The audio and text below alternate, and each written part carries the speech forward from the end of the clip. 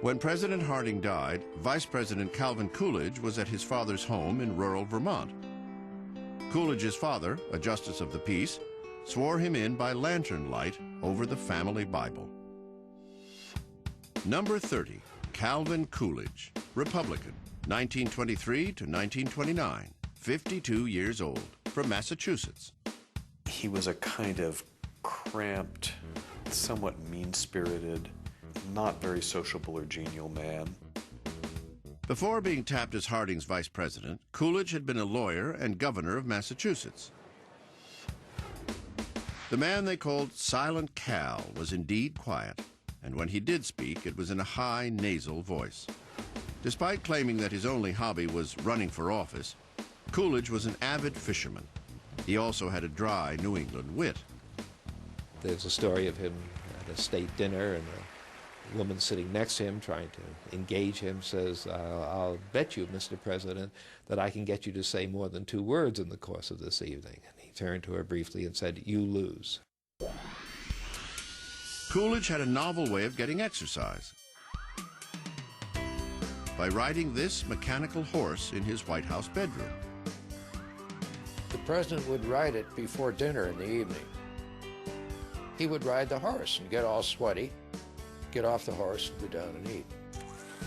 History hasn't recorded whether the president preferred to gallop or trot. Although normally stoic, Coolidge was always game to play dress-up for a good photo opportunity. In 1924, less than a year into his presidency, voters were content to keep cool with Coolidge by electing him to a full term of his own.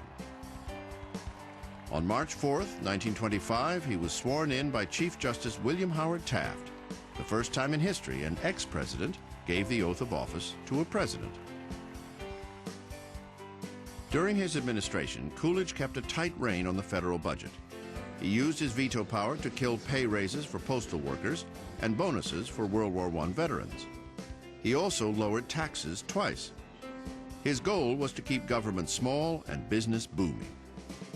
He believed in American business as the dominant force in American life. He once said, he who builds a factory builds a temple. He who works there worships there. Coolidge presided over a period of prosperity, but his economic policies failed to anticipate the future and the calamity of the Great Depression that lay ahead. Coolidge did what the times seemed to require.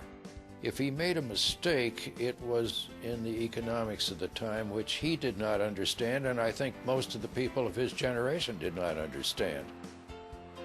The president may have missed the increasing signs of economic instability because his management style was to rely heavily on his cabinet. The case in point was Andrew Mellon, the Secretary of the Treasury. He was the 3rd richest man in the country, and no recession, not to mention depression, could touch him. And I think he didn't understand what was going on, and Coolidge trusted in Mellon, and thereby made an error.